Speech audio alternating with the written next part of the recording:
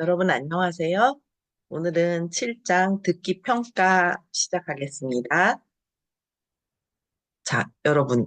자, 여기에 먼저 우리 들어가기 전에 본문으로 들어가기 전에 여기 한번 해볼게요.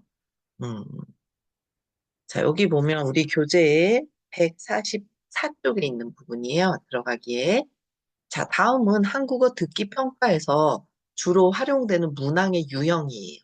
이건 듣기 문항 유형, 그다음에 표시하기 있어요. 듣기 문항 유형이에요.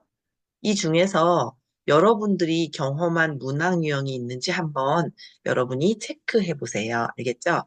여러분이 어떤 외국어를 공부하거나 그럴 때 아니면 외국 사람들은 한국어를 공부할 때, 한국 사람들은 다른 영어나 다른 외국어를 공부할 때 여러분이 직접 경험해 본 문항 유형이 어떤 것이 있는지 한번 체크해 보세요.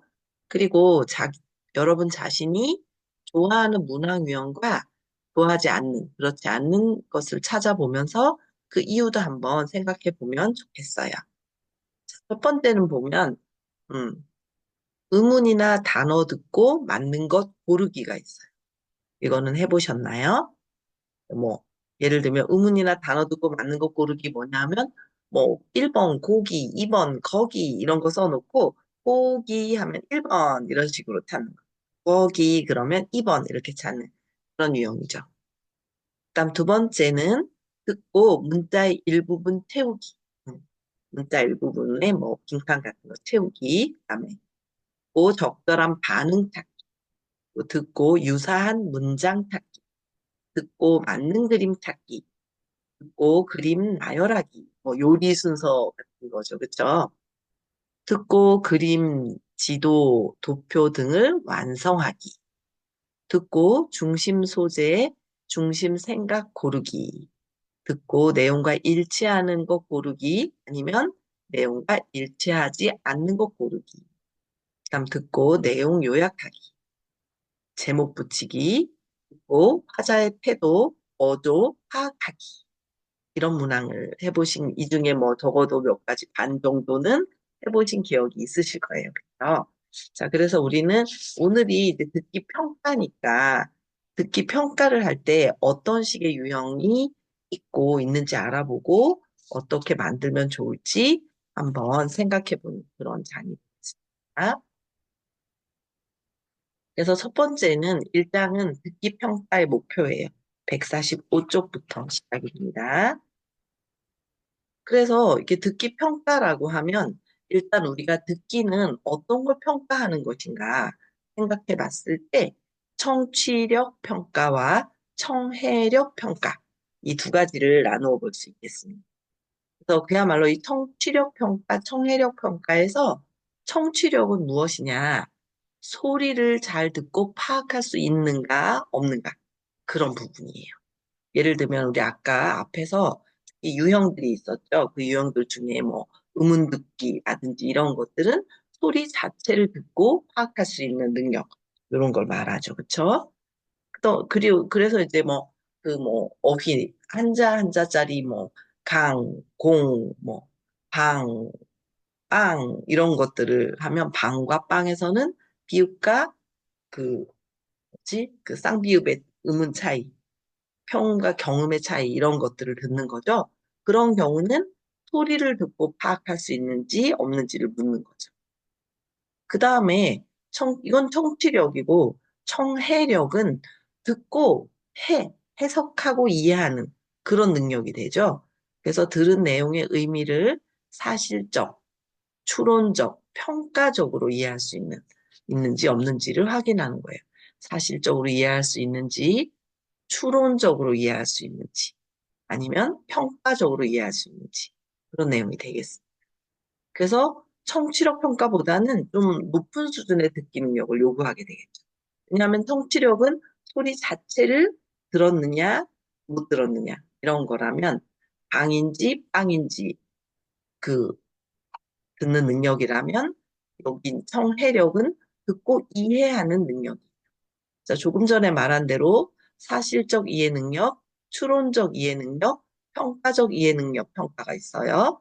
사실적 이해 능력 평가는 들은 내용을 잘 듣고 이해한 거죠. 있는 그대로를 이해했느냐, 못했느냐, 그런 내용이고요. 물론 읽기나 그런 데도 사실적 이해 능력 평가, 이렇게 하면 읽은 내용 그대로를 알아, 이해했느냐, 못했느냐, 이런 게 되죠. 그다음, 추론적 이해 능력 평가가 있어요. 추론적인 건 말 그대로 추측해서 논리적으로 추측해내는 거죠. 그렇죠? 앞뒤를 보면서 추측해내는 거예요. 그 들은 내용을 바탕으로 어떤 사실을 유추하는 능력, 그런 것들을 가리킵니다. 그다음 평가적 이해는 들은 내용을 타당성, 정확성, 어조, 태도, 분위기 같은 것을 판단하는 능력입니다. 대표적으로는 뭐 주인공의 심정, 밑줄 진 부분에 나타난 그 뭐 글쓴이의 심정, 뭐 주인공의 심정 이런 거 찾기가 그 대표적인 거예요. 자, 그럼 우리 다음으로 넘어가 볼게요. 자, 다음은 우리 교재에는 146쪽에 있는 내용입니다. 그래서 듣기를 한다는 것에 듣기 평가의 방향성은 어떻게 잡아야 할까? 그런 걸 이제 한번 생각해 봐야겠는데요. 요건 여러분 교재에 146쪽에 중간에 이렇게 표로 나와 있는 부분이에요.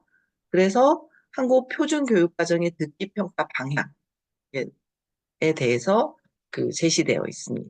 6가지로 제시가 되어 있는데요. 첫 번째는 핵심 단어에 초점 맞추기. 그다음 맥락에서 추론하기는 전략을 활용해서 듣기 목적에 맞는 이해 능력을 평가하는 것이다. 이렇게 보면 되겠고, 두 번째는 개별 소리를 듣고 구분하는 것부터 단어, 문장, 담화를 듣고 의미를 파악할 수 있는 능력을 평가한다. 그래서 뭐 방이냐 빵이냐 이런 걸 구분하는 것부터 시작해서 단어, 문장, 담화까지 까지 확장해 가는 것입니다. 세 번째는 한국어의 구어적인 특성을 파악할 수 있고 한국어 구어 담화의 특성을 이해할 수 있는지에 대해서 평가하는 것입니다. 그다음 네 번째는 온라인 동영상 자료나 텔레비전 프로그램 같은 시청각 자료를 등의 다양한 실제적인 자료를 활용해서 한국어의 자연스러운 발화를 이해할 수 있는지 없는지 그런 이해할 수 있는 능력을 평가하는. 그리고 다섯 번째는 듣기 평가 자료의 그리고 속도는 실제성을 추구하되 학습자의 수준에 따라 적절하게 조절할 수 있다. 이렇게 보는 것이 그 한국어 표준 교육과정에서 제시하는 듣기 평가의 방향성입니다. 그럼 우리가 이제 듣기 평가를 할 때 듣기 평가의 목표를 설정을 해야 되겠죠. 어떤 듣기 평가를 하는 과정에서 목표가 없이 평가를 한다는 건 있을 수 없으니까 해당 듣기 평가의 목표를 설정해야 되는데요. 한국어 듣기 평가의 목표는 숙달도 별로 등급화하는 것에서부터 시작이 됩니다. 그래서 듣기 평가 목표를 세울 때 숙달도별이라는 건 뭐예요? 초급, 중급, 고급 혹은 1급, 2급, 3급, 4급, 5급, 6급 이런 식으로 숙달도 얼마나 잘할 수 있느냐죠. 그렇죠? 그 별로 등급화해서 듣기 평가의 목표를 제시하는 것이죠. 그리고 에게 나타나는 전형적인 듣기 능력 발달 과정을 고려해야 합니다. 다음은 실생활과 밀접도, 그리고 한국 교실에서의 교수 학습 가능성 같은 것들을 종합적으로 검토해 보는 것이 좋습니다.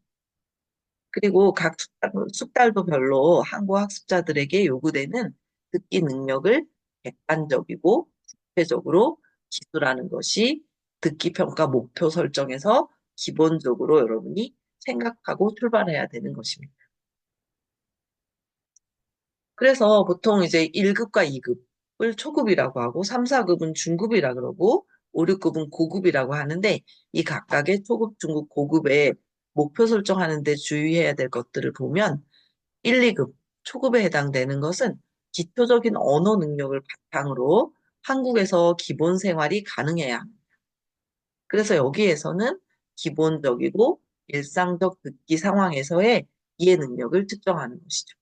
그리고 이를 위해서 학습자들은 한국어 의문 식별이 가능해야 되고 단순하고 평이한 질문이나 그리고 일상에서 자주 접하는 대화나 이야기를 듣고 이해할 수 있어야 되고요.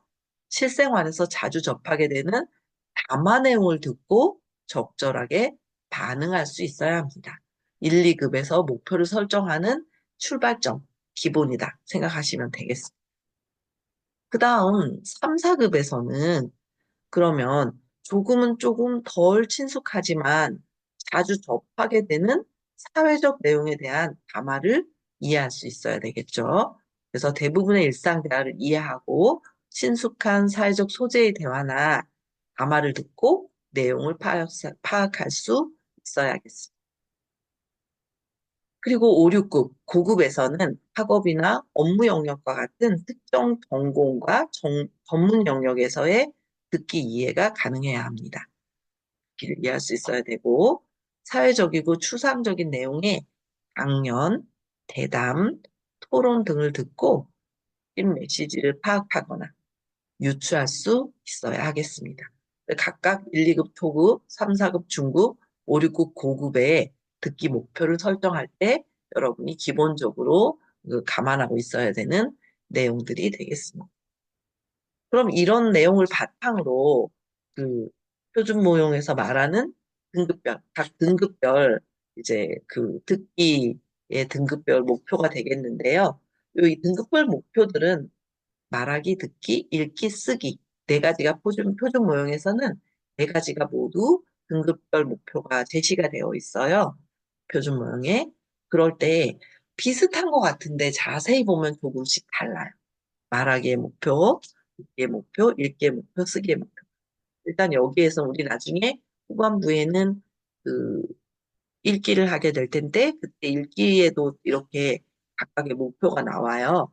그래서 이것들을 여러분들이 그냥 뭐 비슷하다 이거 쓱 넘어가지 말고 이렇게 듣기를 할 때 듣기의 목표들을 잘 이렇게 기억하고 또 읽기를 할 때는 읽기의 목표를 잘 기억하고 또 다음에 여러분들이 표현교육론을 배우게 되면 쓰기와 말하기의 목표들도 그때그때 한 번씩 잘 익혀둘 필요가 있습니다.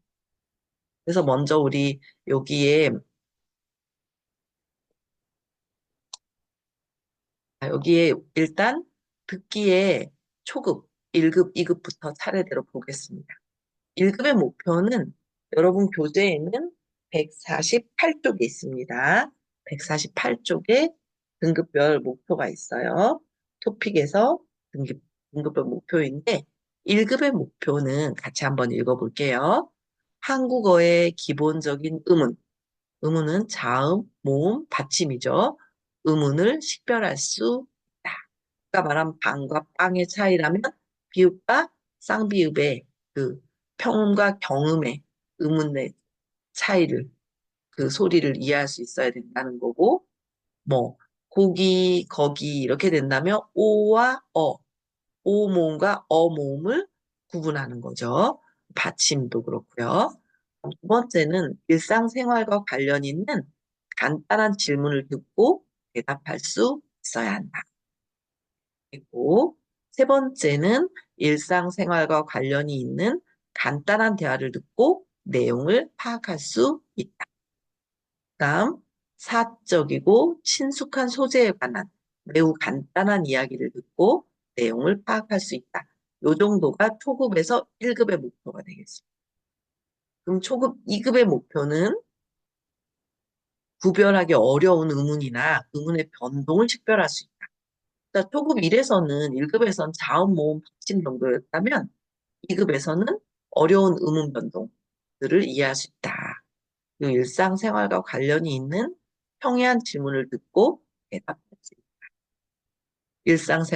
생활과 관련 있는 평이한 대화나 이야기를 듣고 내용을 파악할 수 있다.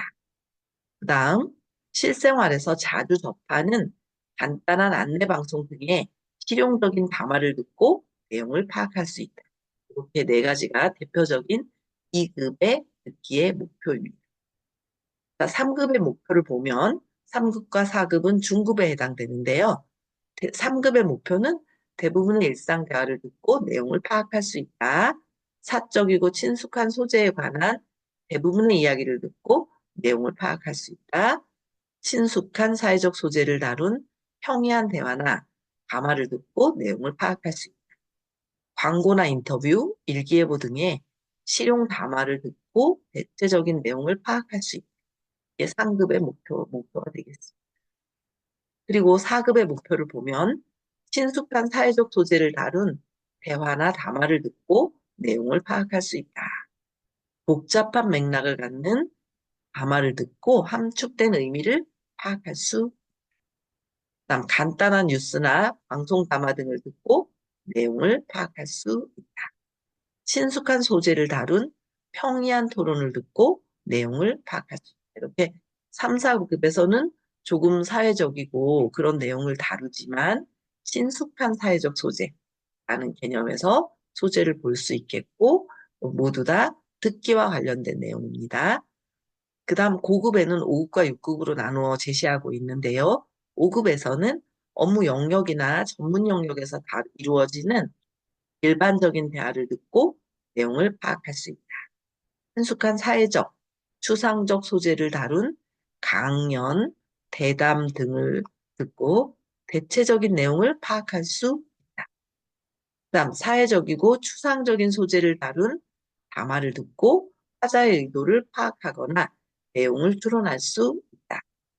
주례사, 추모사 등 특수한 상황에서 담화를 듣고 대체적인 내용을 파악할 수 있다. 이 정도면 5급의 목표입니다. 5급 듣기의 목표가 되겠고 5급 정도를 하면 이제 거의 한국 사람이죠. 6급의 목표를 보면 업무 영역이나 전문 영역에서 이루어지는 대부분의 대화나 담화를 듣고 내용을 파악할 수 있다. 사회적, 추상적 소재를 다룬 대부분의 강연, 대담, 토론을 듣고 내용을 파악할 수 있다. 그 다음에 대부분의 뉴스나 방송 담화를 듣고 내용을 파악할 수 있다. 일반적으로 널리 알려진 방언들을 듣고 이해할 수 있다. 그래서 5급, 6급까지 하게 되면 완전히 한국 사람처럼 아주 자연스럽게 말하는 여러분 주위의 외국인들은 이제 5급이나 6급쯤이 되는 거죠. 자, 이렇게 살펴보겠고요. 그래서 이것들을 통해서 보면 듣기 평가의 목표라는 건 어떤 식으로 다가가야 되냐 하면 숙달도에 따라 친숙한 것에서 덜 친숙한 것, 그리고 단순한 것에서 복잡한 것. 세 번째는 구체적인 것에서 추상적인 것으로 설정이 되어야 한다. 여기 좀 잘 이해해야 될 것 같아요. 목표를 정할 때 숙달도에 따라서 초급이냐 중급이냐 고급이냐에 따라서 친숙한 것에서 덜 친숙, 단순해서 복잡, 구체적인 것에서 추상적인 것 이런 식으로 나아가면서 그 평가의 목표를 설정해야 한다. 이렇게 보면 되겠고요.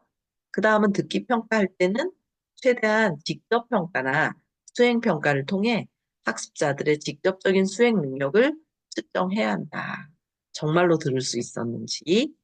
그다음 이렇게 요 두 가지로 제시한 것처럼 하기 어려운 경우라도 다양한 유형의 담화를 듣고 맥락을 통해서 정보를 처리할 수 있는 문항을 개발해서 학습자들의 의사소통 향상에 기여해야 합니다. 그럼 우리 교재의 149쪽 아래부터 시작되는 평가의 내용에 대해서 살펴보겠습니다.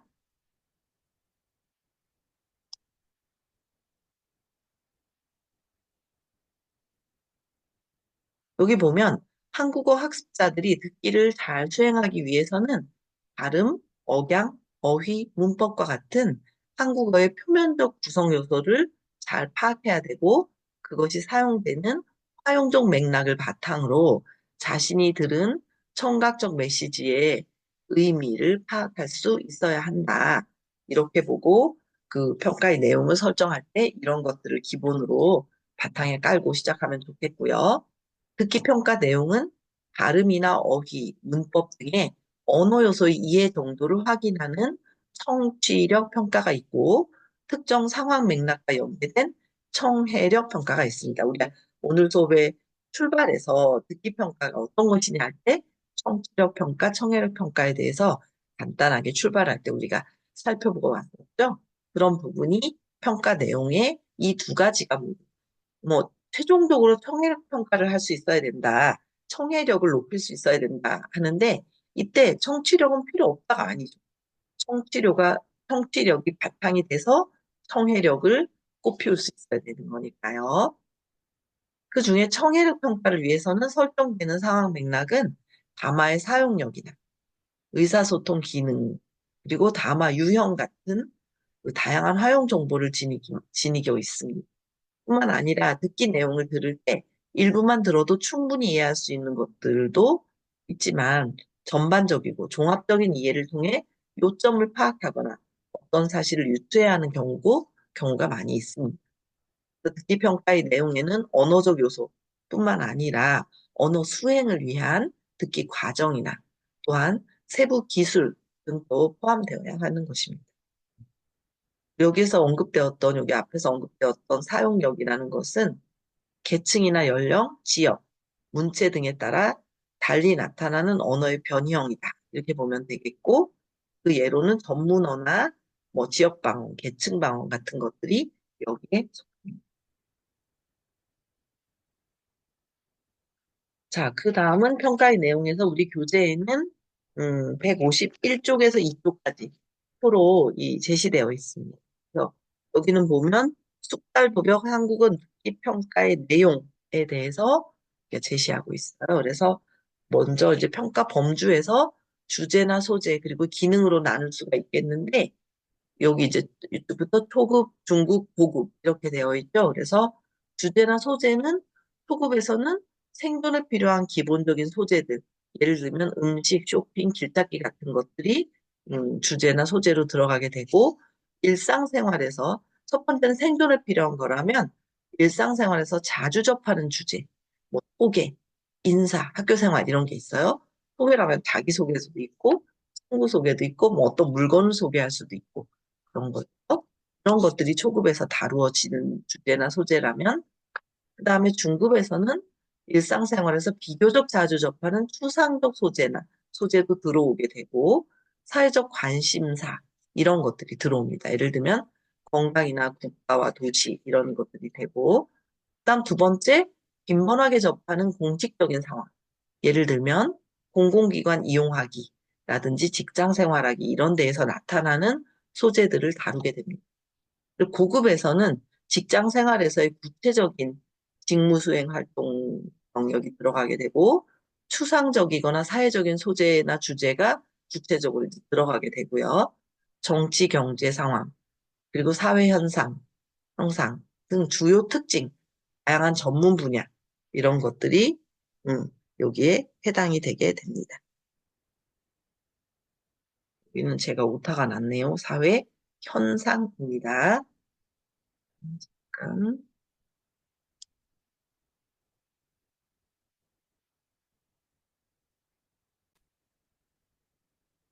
음. 오타를 잠깐 수정했습니다.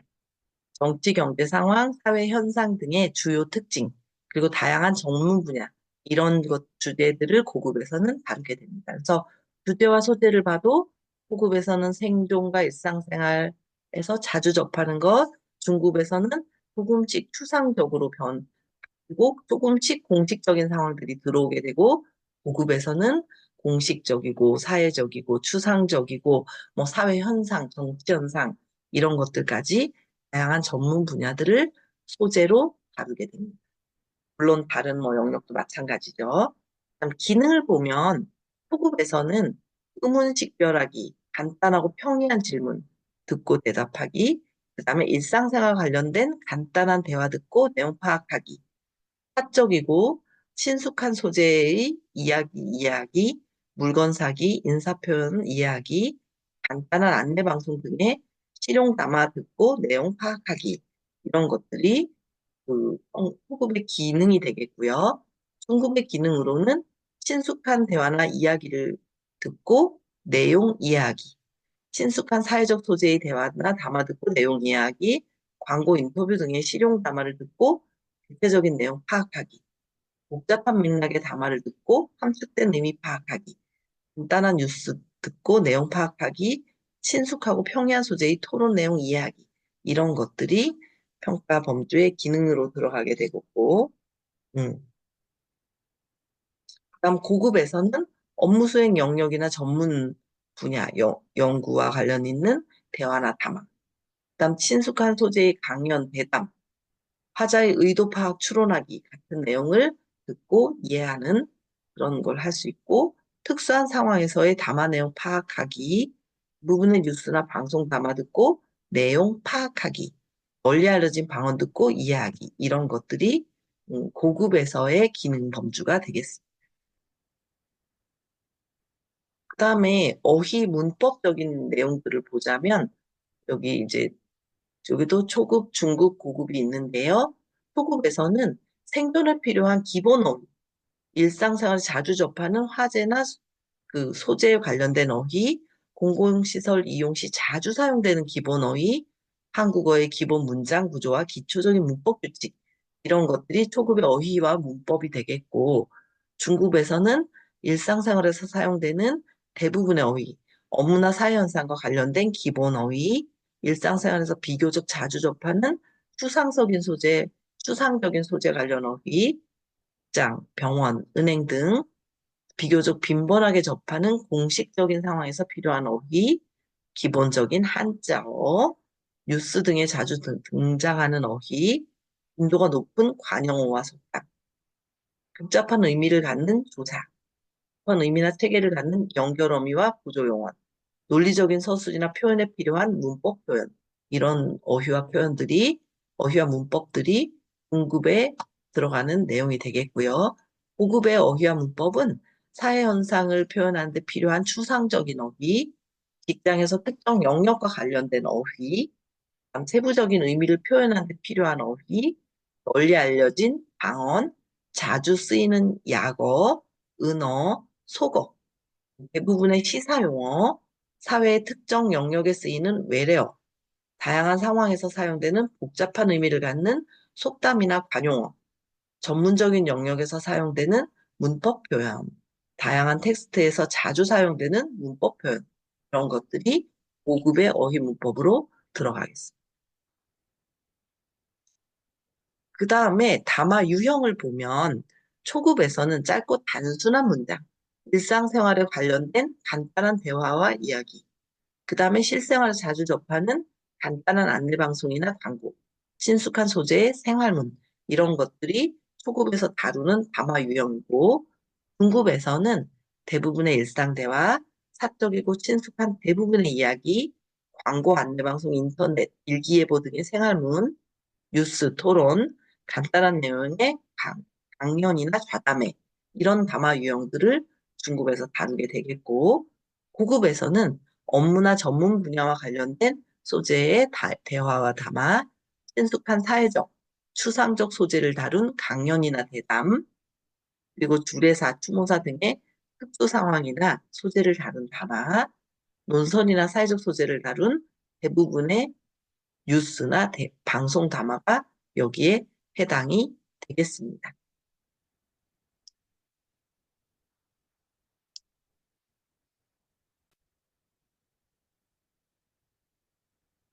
그래서 논설이나 이렇게 대부분의 뉴스나 방송 담화 이런 것들을 모두 포함해서 여기에 보면 이제 특징적인 건 보면 담화 유형이 대부분이 어쨌든 말로 할 수 있는 것들이지만 초급과 중급과 고급에서는 담화 유형이 좀 현격하게 차이가 나는 그런 걸 알 수 있습니다.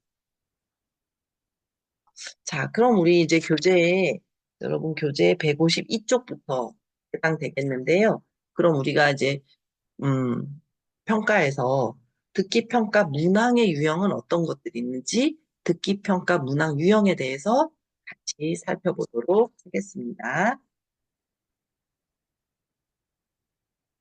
자, 듣기 평가의 문항 유형이라고 했는데 이 듣기 평가의 문항 유형은 음, 여러분들이 이제 여러 학자에 따라서 듣기를 수행하는 유형에 따라 여러 학자들이 분류하고 그리고 이렇게 제시하고 있습니다.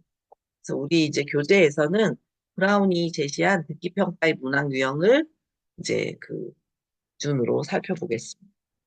그래서 이제 여기에 보면 이제 그 브라운은 듣기 유형을 세부적 듣기, 반응적 듣기, 선택적 듣기, 확장적 듣기 이렇게 네 가지로 크게 나누어서 제시하고 있습니다. 그래서 그 기술 부분에서도 미시적 기술, 거시적 기술 이렇게 가지로 나누어서 제시했는데요. 자, 세부적 듣기는 뭐 예를 들면 음운, 형태소 직결, 의문이나 형태소 뭐예요? 의문은 뭐야? 자음, 모음.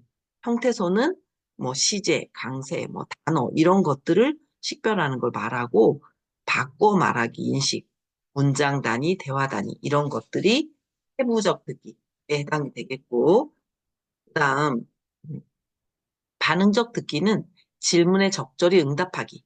그래서 폐쇄형, 개방형 이런 내용들이 반응적 듣기에 해당이 됩니다. 그래서 그 세부적 듣기는 어떤 하나의 긴 말 안에서 그 안에 이런 세부적인 요소들을 그 확인하는 그런 인식할 수 있는 듣기 능력을 판별하는 거고요.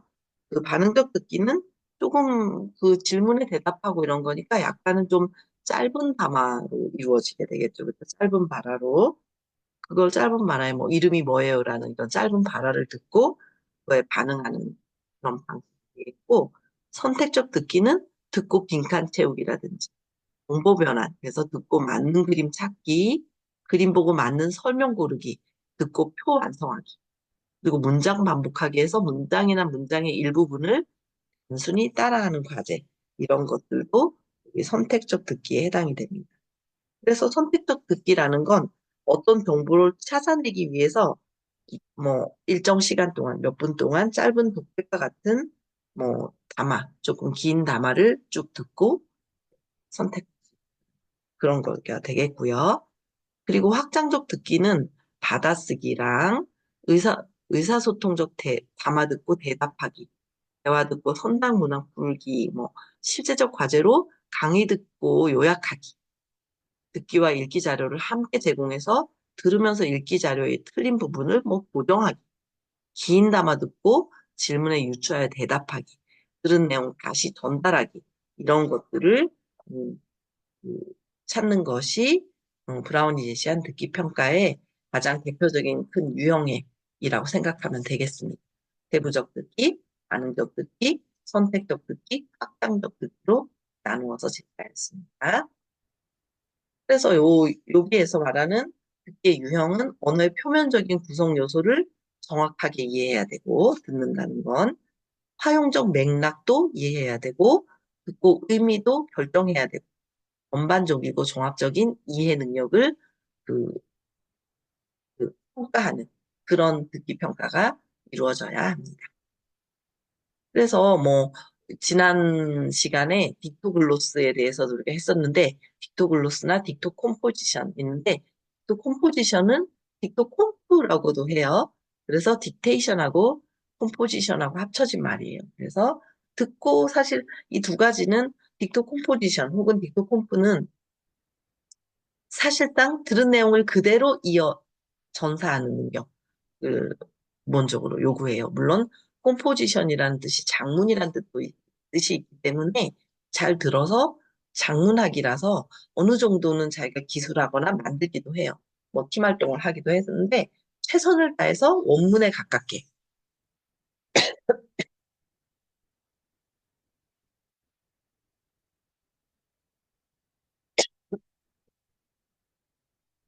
그런 거라면 딕토글로스는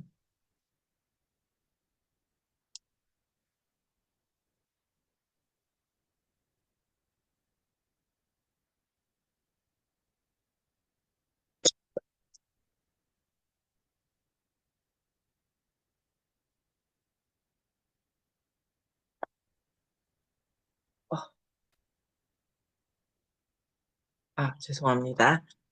녹화를 중단한 줄 알았는데 중단이 막 안 됐어요. 너무 급해서. 다시 할게요, 여기. 그래서 아까 조금 전에 말했던 빅토 컴포지션은 조금 들은 내용을 그대로의 최선을 다해서 원문에 가깝게 전사하거나 그 문장을 만들어내는 장문이라면 픽토글로스는 우리가 수업에서도 한번 다룬 적이 있죠.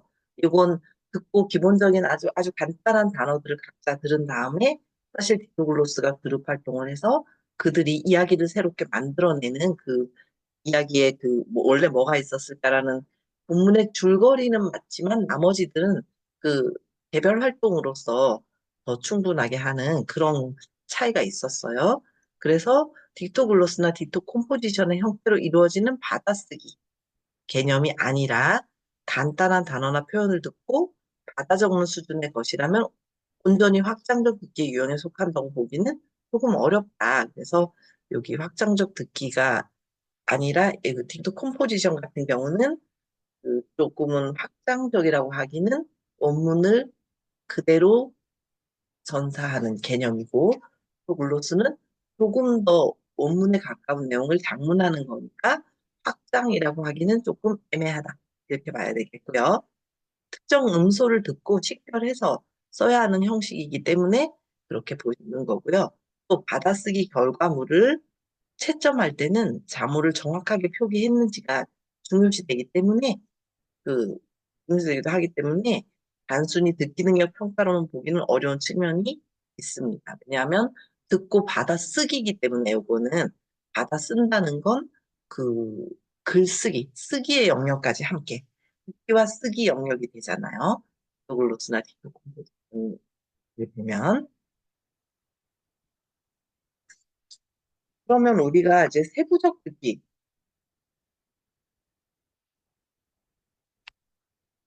우리 이제 교재에는 154쪽 붙어 있는데 세부적 듣기의 문항 유형입니다.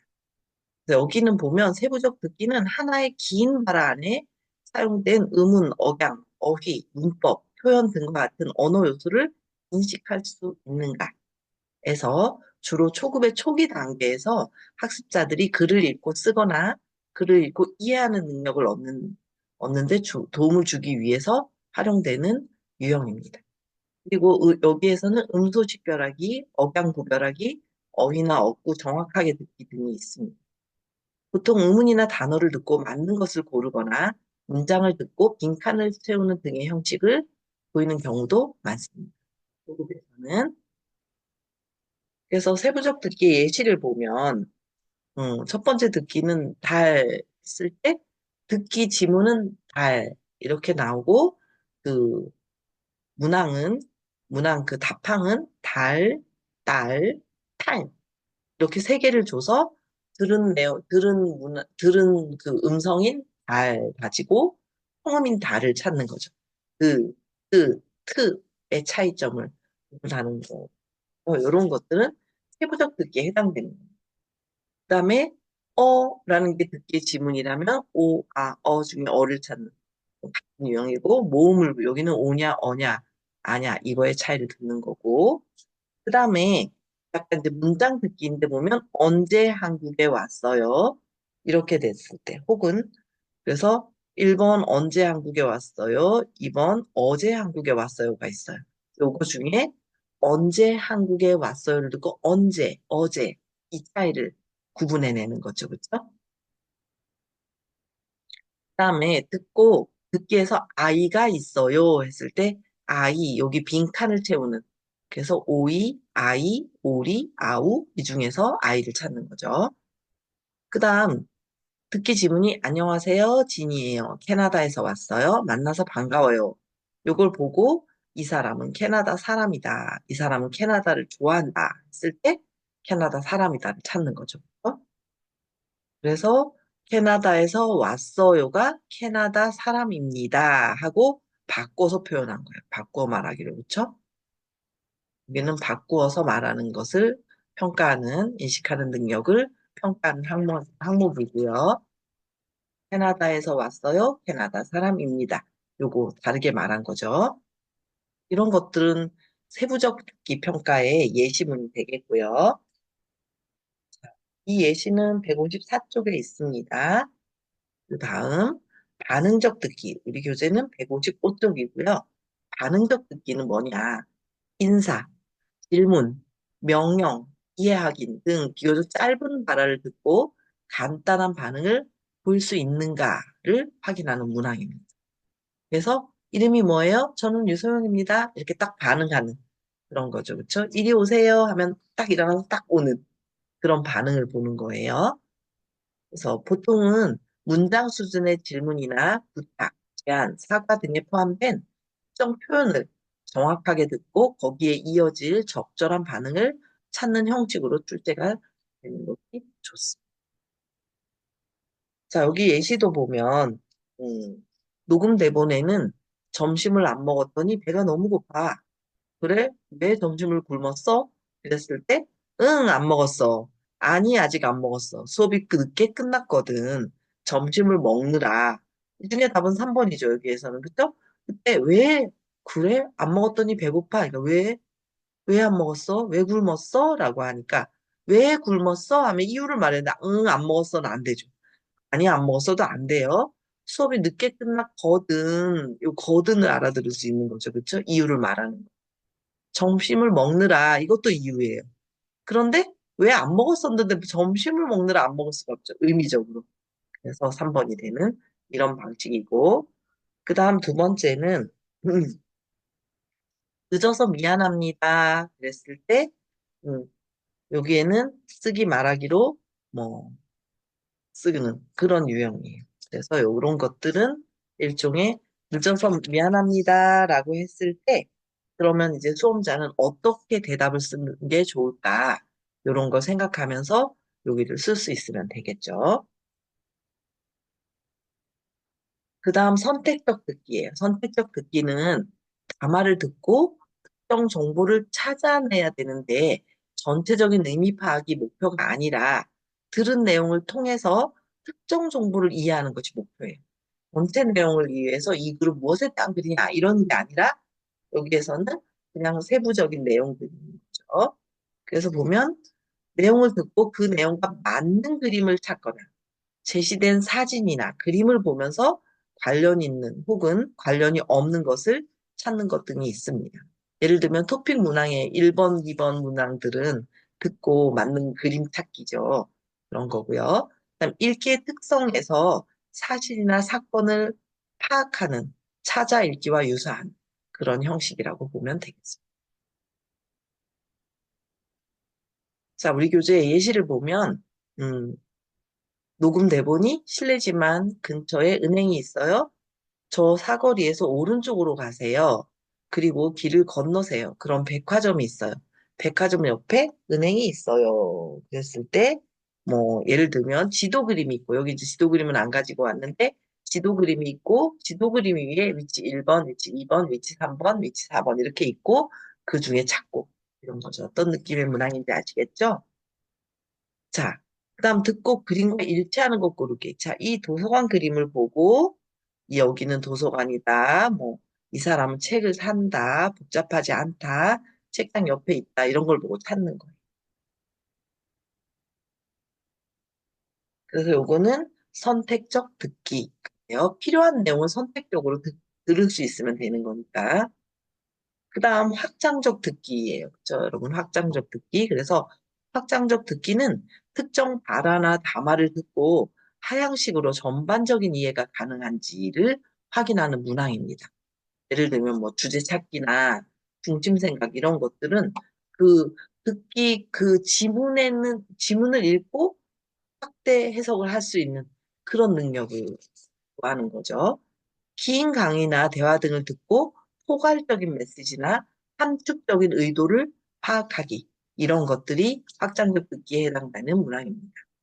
요점 파악하기, 중심 내용 이해하기, 추론하기, 화자의 태도 파악하기, 화자의 어조 파악하기 등의 형식으로 그 문항으로는 발현이 됩니다. 내용 이해력뿐만 아니라 이해한 내용을 추상적으로 표현할 수 있는 고차원적 언어 능력을 측정하는 데 의미가 있습니다. 그래도 예시를 보면 듣고 알 수 없는 것 고르기. 그래서 여기 이제 문제에는 이렇게 1, 2, 3, 4 예시. 여자는 대학생입니다. 여자는 신입생입니다. 여자는 동아리에 가입했습니다. 여자는 운동을 잘하고 싶어 합니다. 요 중에서 이 녹음 지문은 귀로 듣고 지문에서 1, 2, 3, 4를 맞는 답을 찾는 거죠. 그럼 알 수 없는 것 고르기예요. 안녕하세요. 수학과에 재학 중인 김진아라고 합니다. 운동을 좋아하지 않지만 잘하는 운동 한 가지가 있으면 좋을 것 같아서 이곳에 가입했습니다. 우리 학교에서 회원이 가장 많은 곳이니까 앞으로 운동을 하면서 많은 선배님들 그리고 후배님들과 친해지고 싶습니다. 잘 부탁드립니다. 여기서는 여자가 대학생이냐 신입생이냐 동아리 가입했냐 운동을 잘하고 싶어 하냐 뭐 이런 것들 중에서 어, 찾는 거예요. 음. 자, 다음은 우리 책의 130, 아니 157쪽부터 뒤에 158쪽까지 8쪽에 있는 내용인데 한국어 듣기 평가의 실제입니다. 한국어 듣기 평가의 실제에서 한국어 숙달도별 듣기 평가 문항의 유형인데요. 음, 여기는 우리 앞에서 나왔던 그 브라운이 제시한 세부적 듣기, 반응적 듣기, 선택적 듣기, 확장적 듣기에서 그것에 대한 그 구체적인 문항, 듣기 평가 문항의 유형을 제시하고 있습니다. 세부적 듣기에는 보면 의문이나 단어 듣고 맞는 것 고르기, 문장 듣고 문장의 일부 채우기, 문장 듣고 유사한 문장 찾기가 있습니다. 그리고 받아쓰기, 세부 내용 파악하기 이렇게까지가 뭐 다음을 읽고 세부 내용 파악, 듣고 세부 내용 파악하기 이런 것들이 세부적 듣기에 해당이 됩니다. 그래서 여기 보면 의문이나 단어 듣고 맞는 것, 문장의 일부 채우는 것, 유사한 문장 찾는 것 이런 건 다 초급에서 활용한 이런 정도의 내용을 뭐 고급에서까지 할 건 아니에요. 그래서 소금 문제를 만들 때 유용한 그 문항의 형식이다, 유형이라고 생각하면 될 것 같고 받아쓰기까지는 세부 내용 파악하기는 초급, 중급, 고급에서 모두 사용할 수 있습니다. 초급의 내용으로도 세부 내용을 파악하는 걸 지킬 수가 있고 고급에서도 세부 내용을 파악할 수가 있겠습니다. 그다음 반응적 듣기는 문장이나 대화 듣고 적절한 반응 찾기예요. 그래서 이런 경우는 초급, 중급, 고급 모두에서 문장이나 대화 듣고 적절한 반응 찾기는 할 수 있고, 긴 담화, 무슨 어려운 담화를 듣고도 그 반응을 찾을 수 있고, 아주 간단한 뭐 이름이 뭐예요 정도의 쉬운 걸 가지고도 반응은 찾을 수 있기 때문에 반응적 듣기에서는 초, 중, 고급에 모두 가능한 유형이라고 보시면 될 것 같습니다. 그다음 선택적 듣기는 그림 보고 맞는 설명이나 대화 찾기. 이거는 이제 초급에서만 주로 다루는 문학 유형일 수 있겠고요. 그림에서 찾는 거니까. 그다음에 담화나 문장 듣고 맞는 그림 찾기. 요거는 이제 초급, 중급 정도까지는 활용 가능한 문학 유형이라고 보면 되겠습니다. 그다음 확장적 듣기는 여러 가지가 있겠는데 한 칸씩 이제 어느 급수에 해당하는지 같이 볼게요. 여러 가지가 있으니까. 담화 듣고 그림 나열하기는 초급도 되고 중급 정도까지도 가능합니다. 고급으로는 뭐 이렇게 문장 나열은 고급 문항까지는 조금 어려운 것 같고요. 담아 듣고 그림, 지도, 도표를 완성하기도 초중 고급에 모두 사용할 수 있게. 정보 찾기도 초중 고급. 담아 듣고 담화의 중심 소재 찾기, 중심 내용 고르기도 초중 고급에서 모두 사용할 수 있는 문항 유형이고, 담아 듣고 담화의 요소 파악하기도 초급 중급 여기는 요소 파악하기 정도는 담아 듣고 내용과 일치하는 것 고르기, 일치하지 않는 것 고르기는 그 텍스트가 초중고급을 나눠서 모두 가능하고.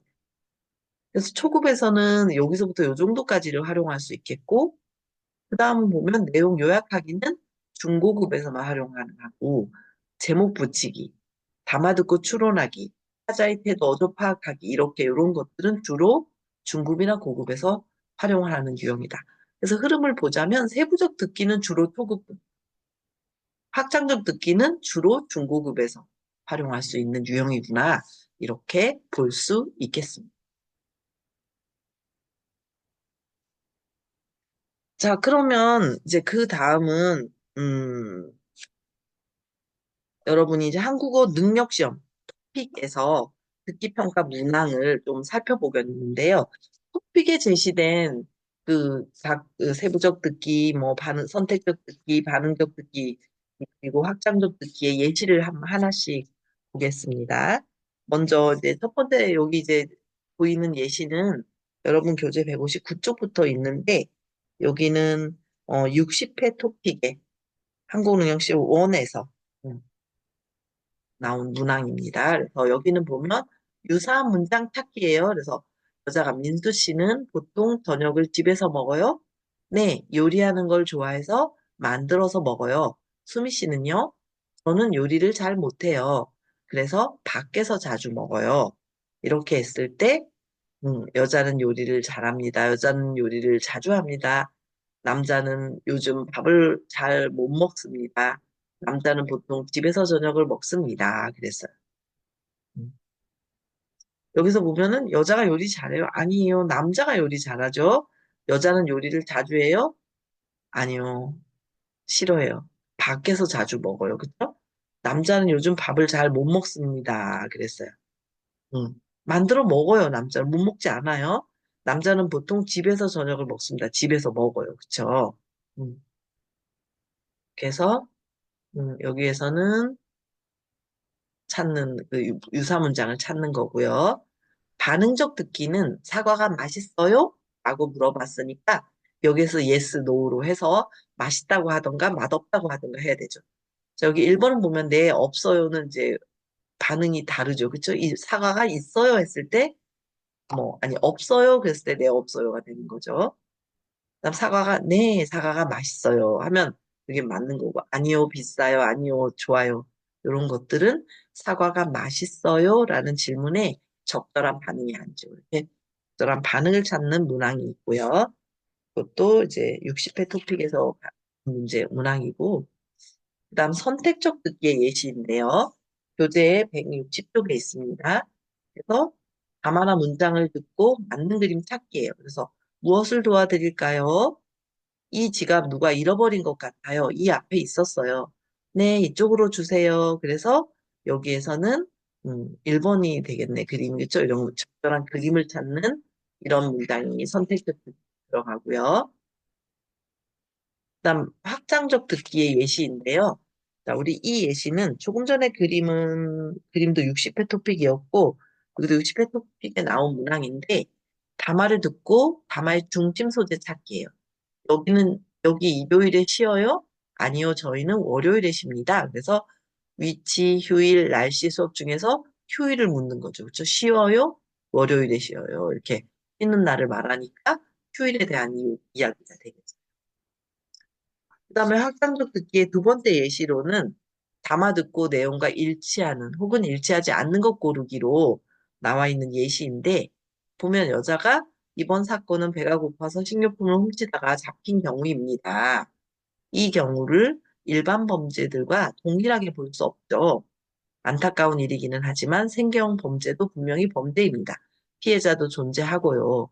다른 범죄와 처벌을 음, 달리할 필요가 없습니다. 처벌을 엄격하게 하는 것보다는 경제적 어려움을 해소하고 열심히 살 수 있도록 기회를 주는 것이 더 필요하지 않을까요?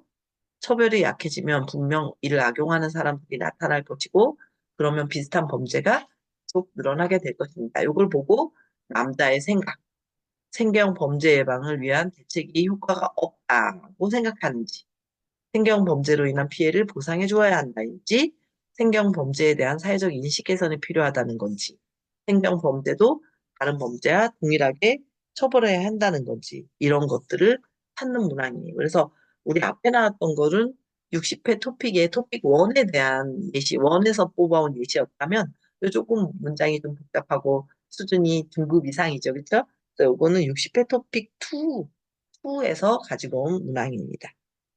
그래서 2에서 뭐 요 정도 문항이면 3급 정도 붙는 문항이 되겠습니다. 3, 4급 정도? 4급 정도 될라나? 뭐 요 정도 되겠네요. 그쵸? 자, 이 똑같은 글을 가지고 남자의 태도로 알맞은 것도 상대방의 의견에 반대하고 있다. 제도의 문제점을 지적하고 있다. 문제 해결 방안에 공감하고 있다. 상대가 제시한 근거를 의심하고 있다.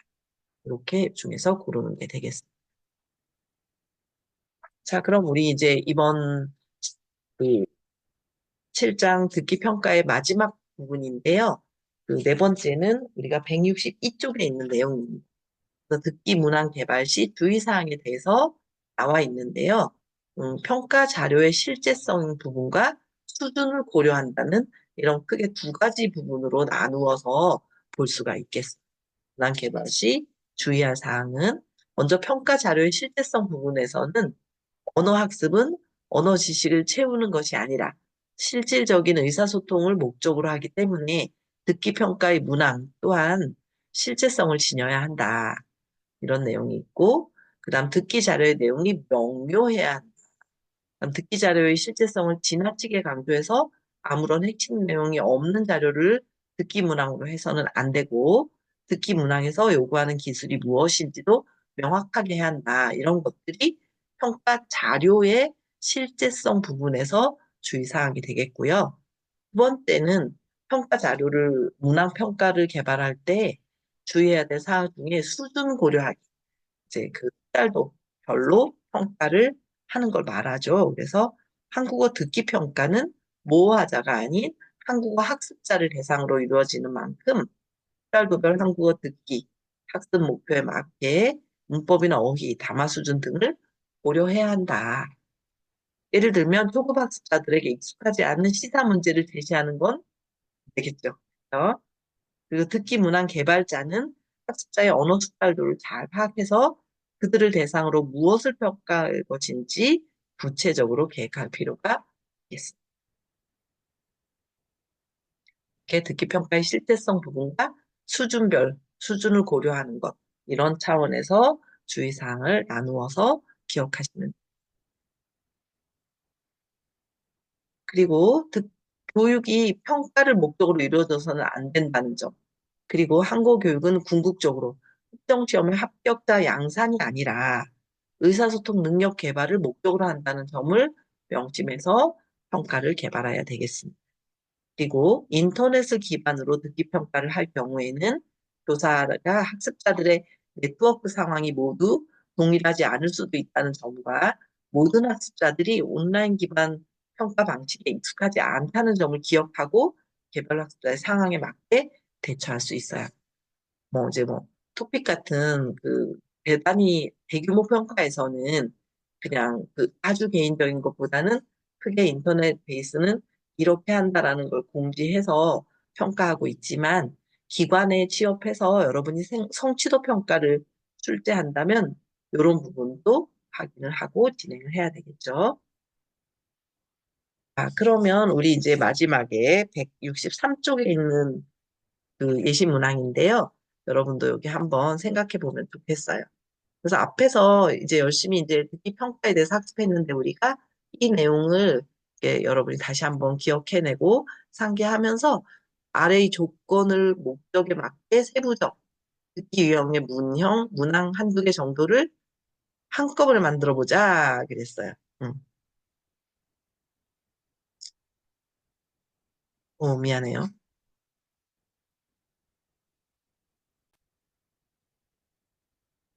어, 제가 읽으면서 갑자기 이거 한꺼번에 만들다니 이게 뭔 소리지 했는데 오타였어요.